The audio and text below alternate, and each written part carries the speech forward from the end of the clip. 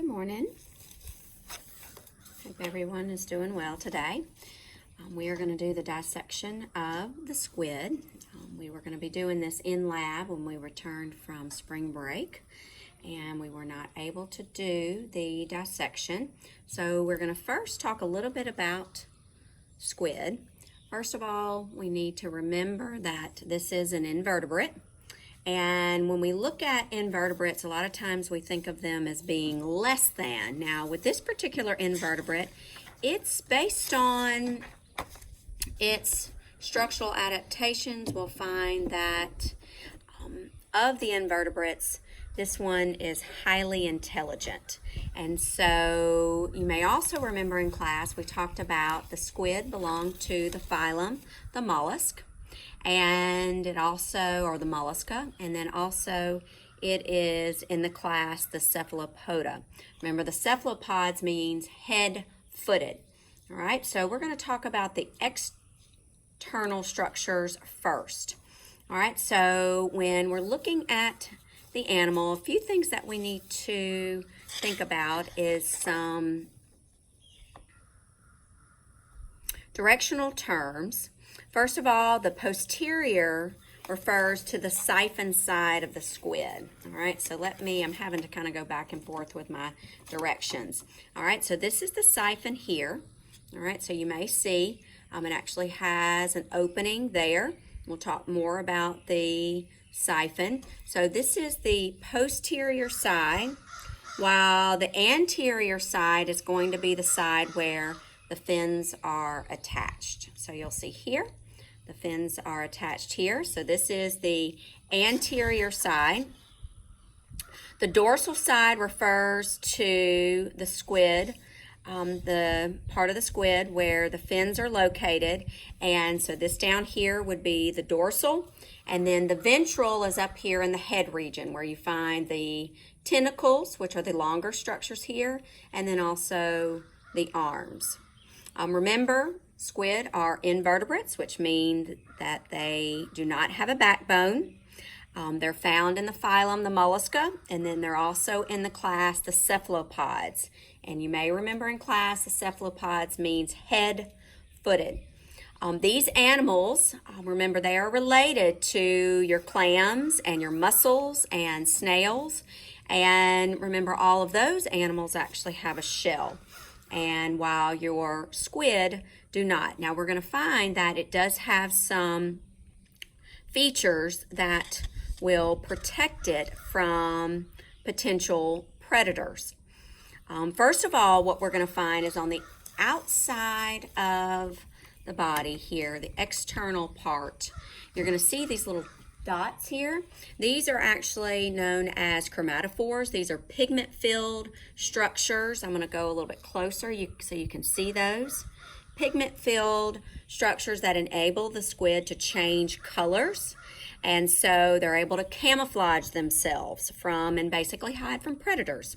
The squid also possess an ink sac. So when we cut open the squid here in just a few minutes, you're going to see that ink sac, that it can discharge the ink through its siphon. So remember, the siphon is this structure here, and it has that opening there, so it confuses the predator. All right, so let's talk a little bit more about its external structures. You may remember the mollusk. They're found in this phylum, first of all, because it has that membranous structure that surrounds the visceral mass. So this membranous structure here, this is the mantle. All right, so you can see it. We're going to be able, of all the dissections that we were going to do this semester, this one was going to be the easiest because we're going to be able to cut just right down through the mantle here in just a few minutes. You'll see here in the head region, they'll have the longer structures here. These are the tentacles, while the shorter structures are the arms. We're going to also see that each one of these actually have little suckers, and these animals are going to use these to capture their prey. They're going to be mostly eating shrimp and other small fish. Occasionally you'll find squid eating other squid.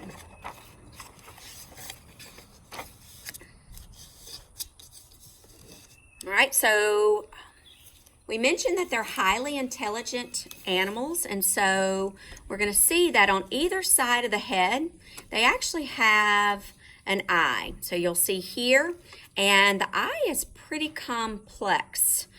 So not sure if we'll get to the dissection of the eye today, but you'll see on either side of the head, they also have what's known as an aquiferous pore. And so that's going to be, let me pull a pin here. So you've got your eye here, and then the aquiferous pore right in here.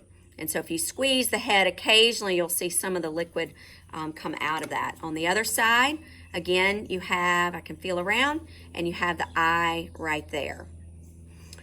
On the dorsal end, I already mentioned, you have fins here. The fins are going to, these animals move by jet propulsion.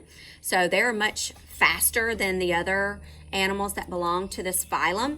So what they do, they're going to move water in through their mantle, so that skirt or shirt-like structure, membranous structure protecting the visceral mass, and then squirt the water out, because there's going to be muscles that are going to be inside here of its siphon, and push that water through that siphon. So it appears as if they, as they're gliding, the fins will help move them in a particular direction. So it almost appears as if they are swimming backwards. All right, so let's go ahead and see about, let me open up right here. You'll see here, if we move in the head region, if we move all of the arms and the two, because they have a pair of tentacles and then several arms, you're going to actually see the mouth. So they use the tentacles and arms and those suckers that are attached there to them to capture their prey, and they'll entangle that and move that into their mouth. And we're going to cut open the mouth here shortly. You're going to see it has a two-part beak, as well as what's known as the radula.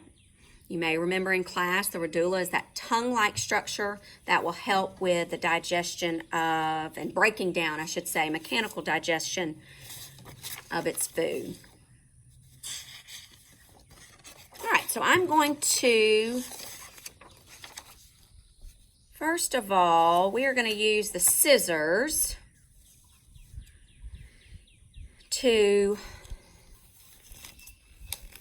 and we may actually do the head, because I'm following along in the guide that comes with the dissection for the, and it's talking about first cutting open the head. So let's do that real quick. All right, so we're going to position with the siphon side going up. And so I'm going to actually use the scalpel, and we're going to cut open midway between. So basically you have the mouth, so on either side of, so you have an eye over here and the eye over there. And so we're just going to cut this, and I'm going to back up over just a little bit so y'all can see. So we're using the scalpel, and we're going to cut, and I'll pull this up here in just a minute. And just kind of, sometimes I'll just use blunt force to break open the tissues here. So let me try again and cut a little bit more, a little bit deeper here.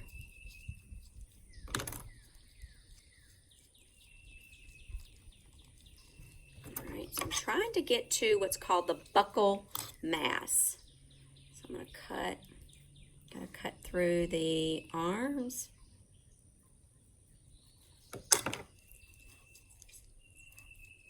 Okay. All right, so here's the mouth. All right, so you're going to see here the mouth and this bulb-like structure. This is the buccal mass. And so let's see, they ask you to pull that buccal mass out. And so it's going to be attached to the esophagus. So just like we have an esophagus that will connect our mouth to our stomach, they too. All right, so this is that bulb-like structure. And so if we pull this, all right, so you can see here, it is connected to the esophagus. So I'm going to pull. All right. So we have the opening here. That's the mouth. This part here, the bulb-like structure, that is the buccal mass connected to the esophagus.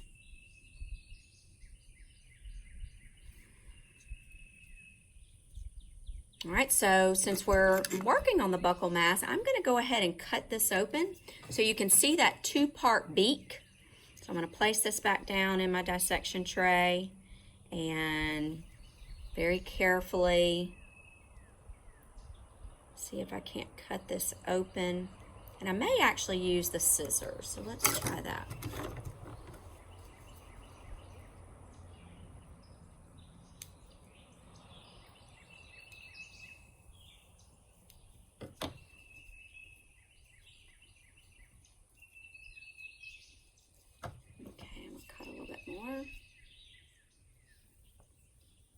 You can actually see the beak. It almost looks like a bird's beak there. It has that two-part beak. So if I can get, see if I can't get it. I'm going to use the forceps here to pull that beak out. See if I can. And I may have, well, we'll see. Let's see, where are my forceps? Okay, they're in the tray over here.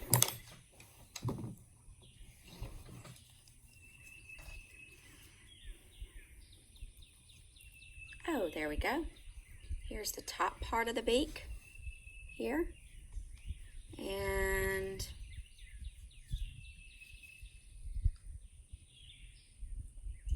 the bottom part. See if I can't pull that out.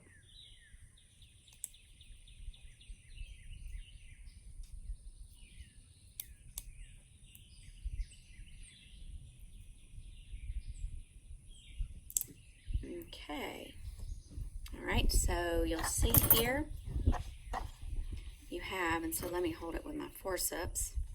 You've got, of course, that's the bottom part of the beak. Oop.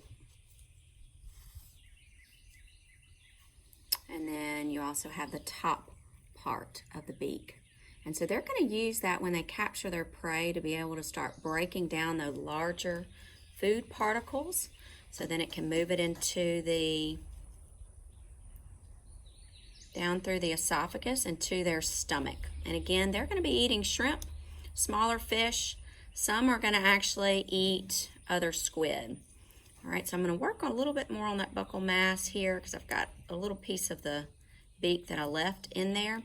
But I do want you to see, if I can get to it, hold on.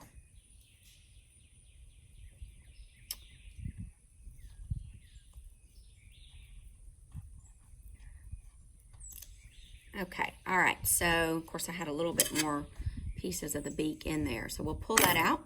But here is the tongue-like structure. Remember, this is the radula, and again, we're going to see that radula in other mollusks as well, but that's going to help with the mechanical digestion as well. All right, so you have the mouth, the buccal mass, the two-part beak, the radula, and of course, the buccal mass is connected to the esophagus.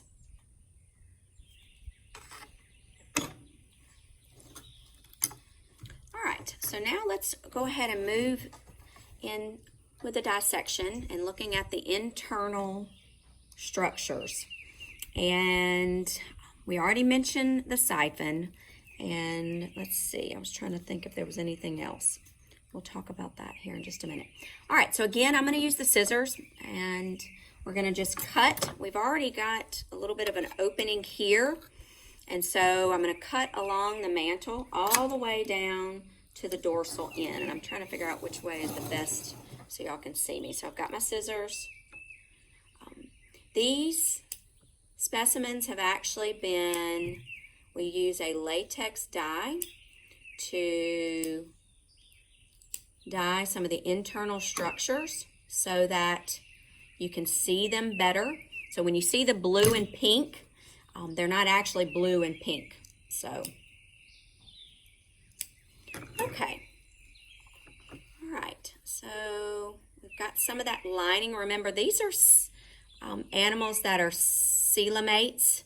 So you have that lining around the internal structures. Right off the bat, I can tell this is a female. So I'm going to just hold this up to the camera so you can see the internal structures as we're about to go through these. You'll see some black as well. That's going to be due to the ink. You may remember earlier I mentioned the ink sac. All right, so these animals are aquatic animals. And so with aquatic animals, I'm going to just go ahead and pin this down. I wish I'd have brought, I don't think I brought any of my smaller pins to actually position it. Just go ahead and open this up. And I'll move the tray up to the camera while we're trying to go over the structures here so you can see. All right, so in pink here, these are the gills. So they have a pair of gills on either side of the animal. Remember, the gills are going to be respiratory organs. So as water is flowing over the gills, then oxygen diffuses out of the water and into the body of the animal. I mentioned that this is a female, all right? So right up here, this is known as these two structures here. This is the neomental glands. So that's right off the bat, we realize this is a female. We're going to also see, I'm going to go ahead and I'm going to move my page over one in my dissection guide here.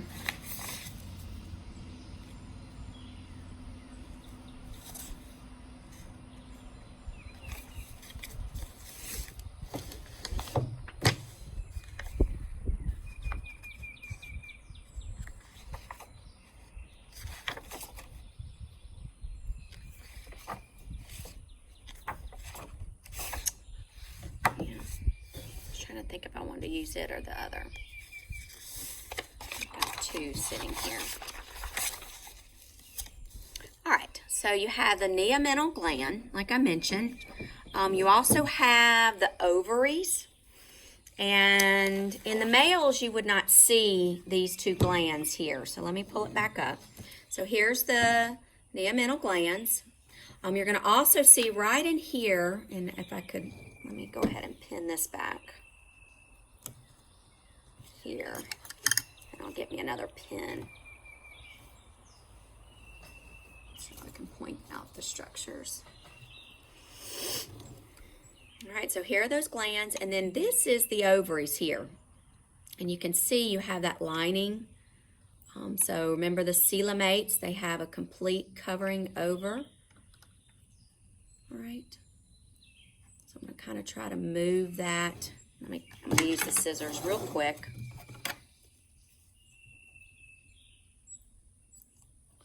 Cut that open here because I may have to move that.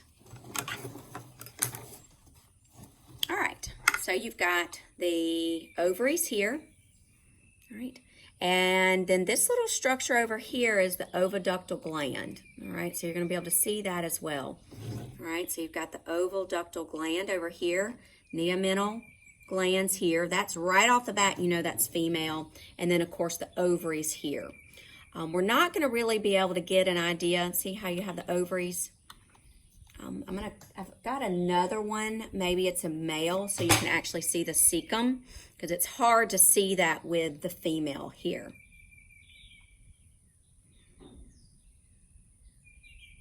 All right, so let's talk a little bit about the circulatory system.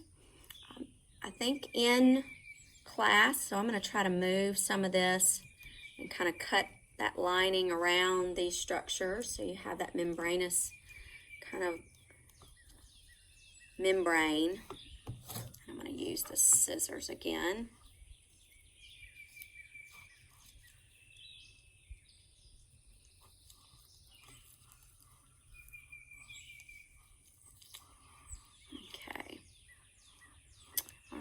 so you can see how you've got all of this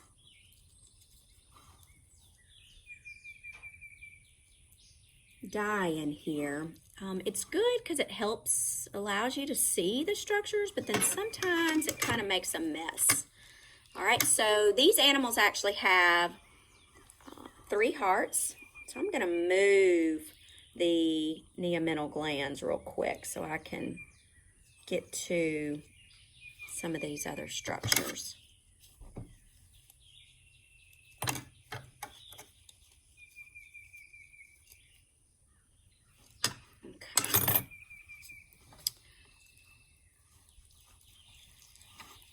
Kind of pull this all up a little bit.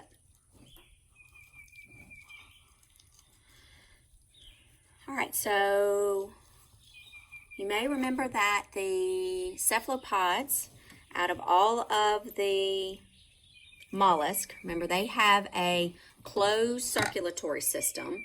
So a closed circulatory system means they actually have blood vessels. So there's blood contained within those vessels. They actually have 3 hearts. You're able to see the 2 brachial hearts right here. So you'll see this little blue structure there, as well as over here. And what the brachial hearts will do is they're going to collect the blood from the body. They're blue because they're dealing with deoxygenated blood. They will then move the deoxygenated blood, you'll see here, this vessel, blue, to the gills, where the blood will be reoxygenated and then sent to what's called the systemic heart. So I'm going to just kind of move some of this structure here and pull up the systemic heart here so you can see it. Let me kind of move some of the tissues out of the way. Can't seem to, I think my fingers are probably more in the way. It's almost like my camera needs to be behind me. All right, so here's your systemic heart. All right, so they don't have one heart with separate chambers. They have 3 separate hearts. So you have, again, the brachial hearts right here, and then also right here, and then the systemic heart. The systemic heart will collect the oxygenated blood from the gills and then transport it throughout the body of the animal. All right, so I'm going to just a minute, see if I can't move these structures and see if we can't get to the stomach. All right, so remember I pulled out the buccal mass a few minutes ago. This is the esophagus. So the esophagus would connect the the buccal mass, the mouth, all the way to and move that food to the stomach. So right here, this flattened structure, so I'm going to try to move some of this here. This is the stomach, all right? So right here would be the stomach. So they would digest that food, and then any indigestible waste would move out through the anus. And so I would have to the anus runs along, because it's going to run up the backside here. So see if I can't. Sometimes you'll see it kind of running. Let me pull out. Here's the ink sac. You can kind of see here how it's almost like an iridescent color there. That is the ink sac that will produce the ink and then squirt that ink out through the siphon, which here's the siphon here. And so let me see if I can't find where you have the rectum and then out the anus. I'm thinking it's going to run right along here. Yes. All right, so here's the rectum along with any indigestible waste that would be removed from the body of the animal. All right, one more thing that I want to show you, and then we're almost figured we need to do short little videos. Even though these animals do not have a shell, all right, they actually have a structure that is made of chitin. So you may remember that chitin is a hardened structure that we actually see with arthropods. So it's going to help protect them. So it's going to run along the backside of the animal here. And so it does provide protection. So let me see if I can't remove the pin so that the whole thing will come out. So let me see. All right, so it's going to just take me a minute. I'm going to back up here so maybe y'all can see. I'm going to remove the pins so that, yeah, I've already broken it. But let's see if I can't.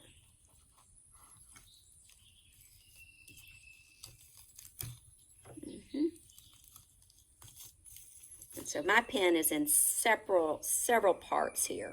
All right. So I pulled it out. Let me see if I can't pull. Yes. All right. So here we are. Of course, I didn't get the whole pin. So you'll see this part here is attached, would be attached, and then all the way up to the top here. All right. So it almost feels like hard plastic. All right. So it's made of chitin. And it does provide some added protection along with that mantle to protect the soft-bodied structures inside. One thing that I wanted to mention with this animal, you know, I mentioned where you have the stomach here, and the cecum would be located where the ovaries are. So if I have a male also, I'll do that dissection so maybe you can see the cecum. All right, well, that's the end of our dissection for the female. And I'm going to see if I have a male, and I will also do that dissection. So we'll go over the parts again.